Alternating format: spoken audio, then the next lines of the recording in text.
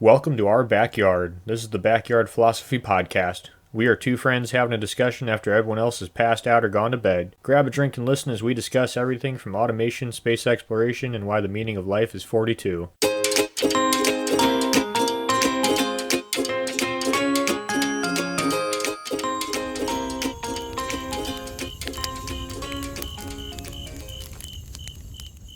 What if I were to tell you of a warrior who carried an English longbow, a broadsword, and a bagpipe in a battle, who defeated many foes and captured even more, who would volunteer to go on the most dangerous missions and raids? Now, what if I were to tell you this warrior wasn't fighting in some ancient battles, sword v sword, but rather using longbow against the Nazis in World War II? That's right, using bow and arrow versus MP40s and panzer tanks.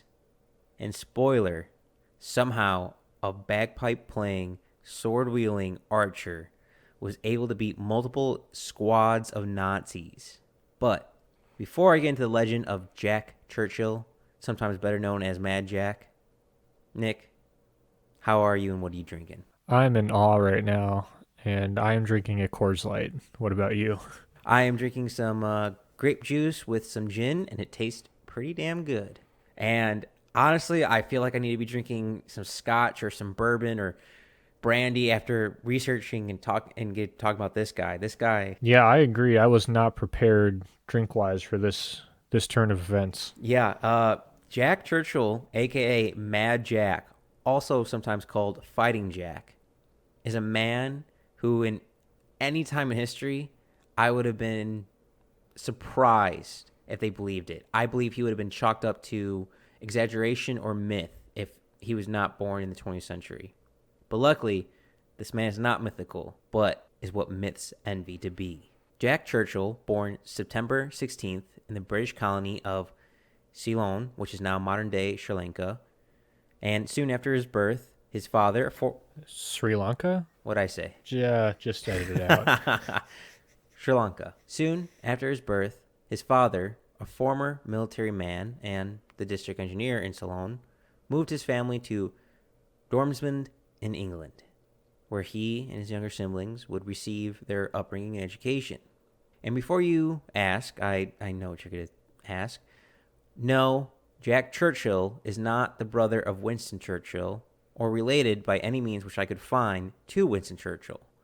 Just multiple people with the last name Churchill. It's got to be a bummer to be Winston Churchill and get upseated for the most badass Churchill. Well, this Churchill might take the cake, even not being related. Jack, in his youth, would take up archery. Jack would also graduate from the Royal Military College in Sandhurst in 1926 and be sent off to be stationed in Burma. Being a young military officer in a foreign land, he apparently liked to live on the wild side, like take random motorcycle trips, some 1,500 miles across Burma, and, by some accounts from others, got into fight with a water buffalo. Sounds like a man after my own heart. In Burma is where he learned to play the bagpipes, or at least honed his bagpipe skills. This will be very important later on. While spending nearly a decade in the military, he grew tired of it, wanted more adventure. So in 1936, he left the military and Burma and moved to Nairobi, Kenya, and worked as a newspaper editor and also as a male model. Obviously, that goes without saying. Oh, yeah. And of course, you'd kind of be restless doing that. So during in between slow times, he would take up movie roles, working as an actor, being a bagpipe player or archer in such films as The Thieves of Baghdad or A Yank at Oxford. Always staying busy and wanting more adventure, he started entering archery and bagpipe competitions. In 1938, he got second place for his bagpipe work, and in 1939, he represented Great Britain herself at the World Archery Championship in Oslo, Norway. But, as many can see where this is going and keeping track of the dates, that's in 1939. Then came September 1939, and the Nazis invaded Poland and started off the Second World War. Jack Churchill immediately retook up his commission and was assigned to the Manchester Regiment, which was immediately sent to France as an expeditionary force. I guess you can take the dog out of the fight, but you can't take the fight out of the dog. In May 1940, a few months after Poland being invaded, I feel like this man was just waiting for war his whole life. Nick, you have no idea. In May 1940, only a few months after Poland being invaded, and already in France, Jack and his regiment ambushed a German patrol near, and I'm sorry if I butchered this, Le Epetet, which is a French town. He came across the German patrol and ambushed them. Jack took his longbow and sword and bagpipes to France with him with his unit. Jack went on to use his bow and his broadsword to single the attack. Jack would go and shoot a German soldier with his bow, take out his sword, and signal the attack. Jack had such a love for his sword, apparently he had a motto, which went, any officer who goes into action without his sword is improperly dressed.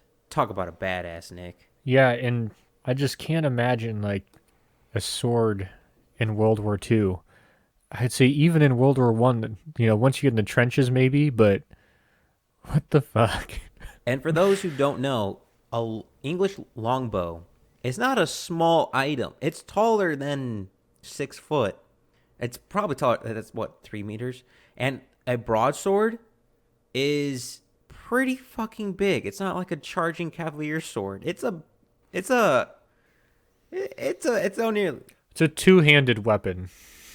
And to boast and add on to his archery skills, which to me seemed a little far-fetched when researching this, but I'll let you and the audience decide.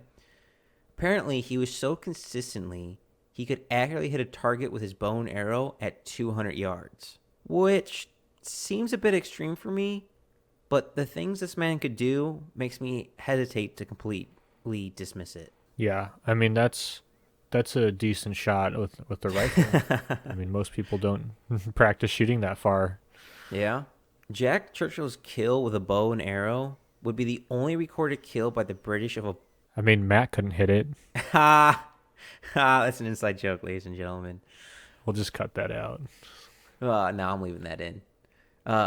Jack Churchill's kill with a longbow is the only recorded kill by the British of a person by a longbow. And if I remember correctly, the last person in Britain history to get a kill with a longbow. And many consider him to be the only person to kill anybody with a bow and arrow during all of World War II. Jack was also involved and around the retreat of Dunkirk. During his ambush, they were actually falling back because the main force and the initial push failed, and the British were retreating. During the retreat, after ambush, he would be shot in the shoulder and still would help his men get to safety. Along the way, though, some interesting things happened. He found a motorcycle, put his bow and arrow to the frame, and started using German officer caps to decorate his headlights of the motorcycle. Also, along the way, apparently he tried to rescue a tank. That's right, a tank. He tried rescuing a dismembered or non-operational tank by hitching 6 trucks together to help salvage a British tank. It did not work, but he did end up rescuing that British officer of the tank. I can just imagine this guy pulling up to the tank in his motorcycle. Like, you need a tow? He's like, I got a chain, we'll just hook up your tank. And he just pulls the tank out of a ditch on his motorcycle, and it just makes sense. Well, it's funny because just the sight of him was great morale for all the troops. And this is at Dunkirk, so they're getting their kind of asses kicked at the moment. From a war diary from the 4th Infantry Brigade, someone wrote about the sight of Jack during the retreat of Dunkirk. And I quote, "One of the most reassuring sights of the embarkment was the sight of Captain Churchill passing down the beach with his bow and arrows. His high example and his great work were a great help to the 4th Infantry Brigade." So, Nick, I got 2 questions for you. First being, if you were a soldier and you see a commanding officer riding a motorcycle with bows and arrows and a sword on his hip, while you're holding your rifle in your hands, what's going through your mind? I'd be like, this guy's a fucking idiot. All right. My second question, which might be answered the same way. Nick, if you were an enemy soldier and you see your enemy on a motorcycle using a sword and longbow while you're holding a fully automatic machine gun, what do you think the enemy was thinking? Yeah, you're right. Probably that same thing. I mean, if you're that machine gunner, who are you gonna shoot at? The guy who's shooting you with another rifle, or some dude with a sword and a bow? Well, the smart answer would have been shoot the guy with the gun, but knowing Mad Jack now, I probably would have shot at Mad Jack. Yeah, well, I'm sure they heard about him. Oh, they did, and wait until we get later on to it. The Nazis definitely had a hard on for him. Mad Jack would escape the horrible situation of Dunkirk and be back in the fight. Well, he never left the fight. During this time, the British started a new division, a new type of soldier, and they immediately thought of Jack. They thought he would be perfect for it. A commando. Did they need 100 Nazi scalps? Uh, he kind of kept on par with Inglourious Bastards, that's for sure. Jack would go on, receive some more training, and in that time, get married and have 2 kids. This is a little bit over a year he's able to do all this. And about a year later, in 1941, he was being retasked with being a commando and sent to Norway to stop the Nazis there. In his commando years and his unit, they would raid Nazi garrisons, factories, and supplies. And to stand out from the elite commandos, he would play his bagpipes and even play songs like the March of the Cameron Men before hurling a grenade, then charging forward while wearing his sword. And if you're gonna do something, do it right, I guess.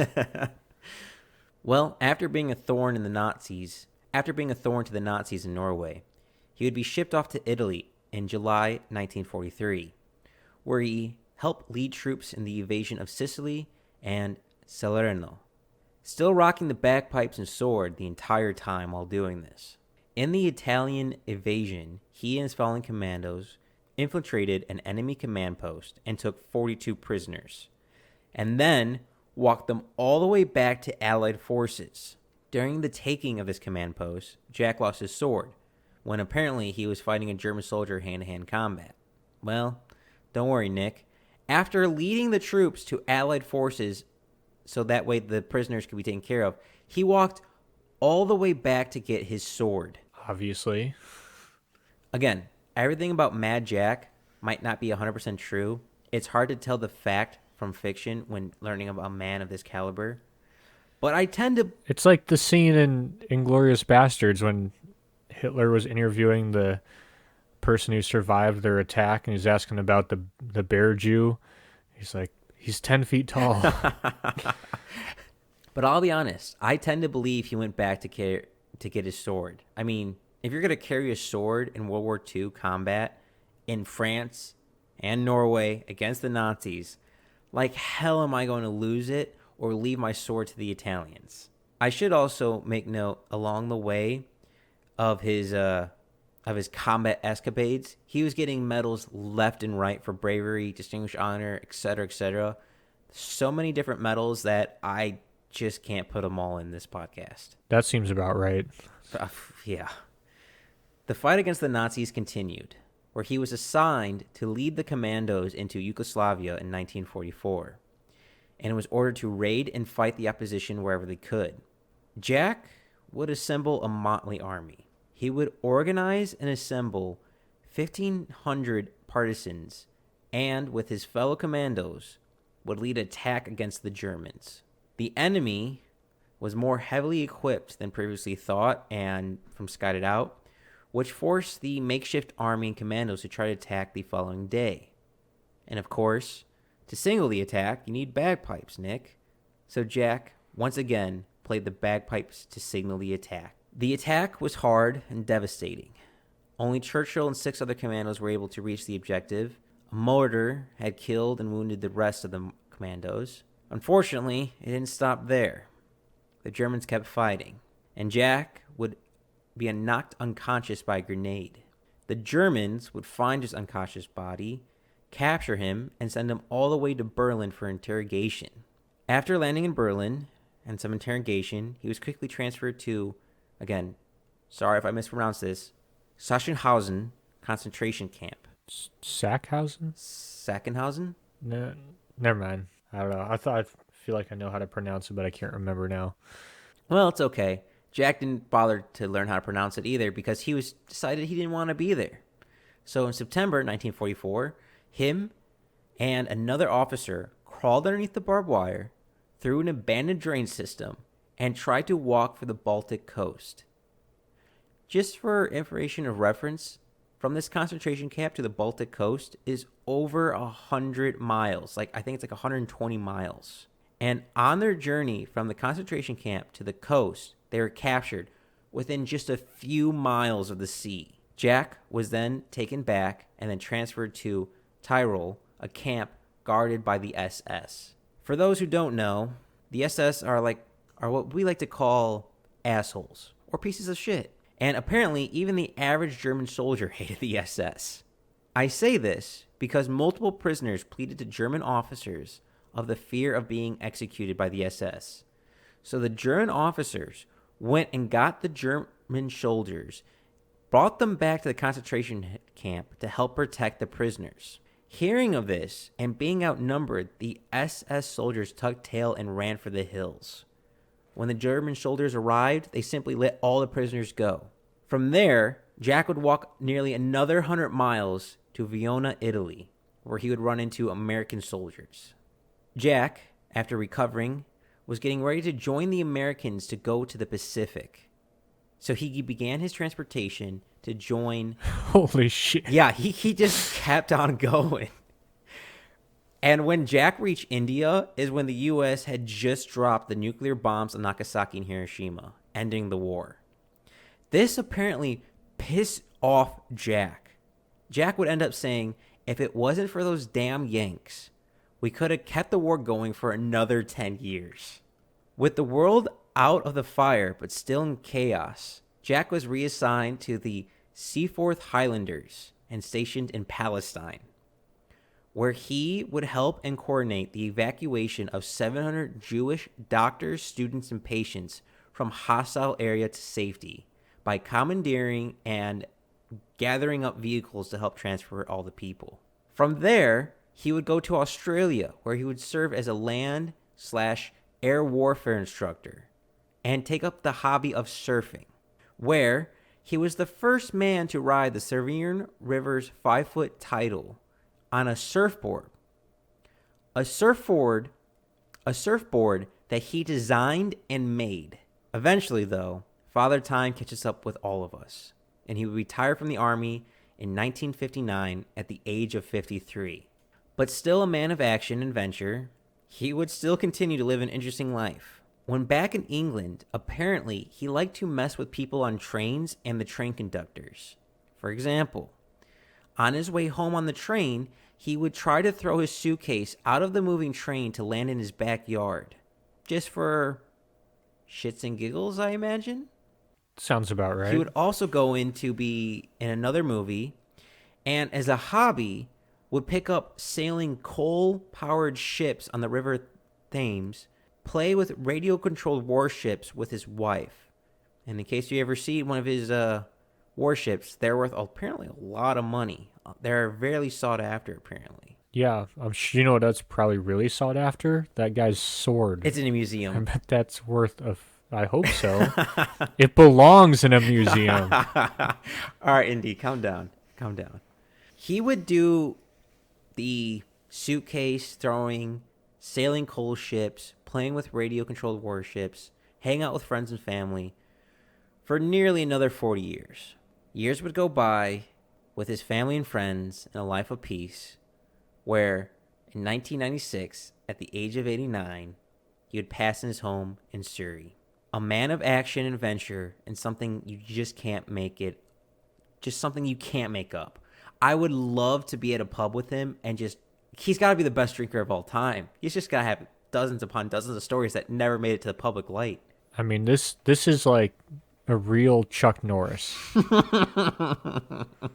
I highly implore you all to look up a picture of him because he looks like the quintessential 1920s British officer. Like thin mustache, kind of lean. Does not look like what you would picture as like the ultimate badass. He kind of looks on the skin. Well, I think we're all picturing Mel Brooks right now for Braveheart. No, honestly. Oh, well, that's kind of far off, but you should definitely look him up when you get the chance because there is footage of him getting off ships with his sword, bagpipes, and bow to go into combat. And he was loved amongst the troops because on ships, when transporting, he would play the bagpipes and just boost morale. But unfortunately, as years go by, the time of legends and myths become rarer and rarer. The days of the impossible being done seem to be slowly ending, like the last glimmers of a sunset. The men and women that we used to tell stories around a fire about, that would enthrall us in our youth, are becoming harder and harder to find. And new stories to be born are even more difficult. Call Jack Churchill what you like, but none can argue he is made of the fabric of legend, a man who has nearly transcended into myth. And I hope his tale will inspire more legends to be born and to be created and to fill the hearts of the world with their stories. Also, how has this not been made into a movie? I have no idea. I feel like I've missed a lot. His life must have been full of adventure and stories, but yet still little is known about this man. Again, he would receive multiple medals, awards, was loved by his men, and become one of the first commandos ever during World War II, and carry a sword, bagpipes, and bow into combat. I can't think of a better legend in the 20th century than him. And now you all know about Mad Jack, Jack Churchill, a bagpiping, pipe-smoking, drinking, fighting man who was pissed off at us Yanks for dropping nukes on Japan. Sometimes I love this planet. That is the one person who wanted to invade Japan. We found him. Honestly, just send him. He probably could take over an entire island. I wouldn't doubt it. And now you all know about Mad Jack. And thank you all for listening.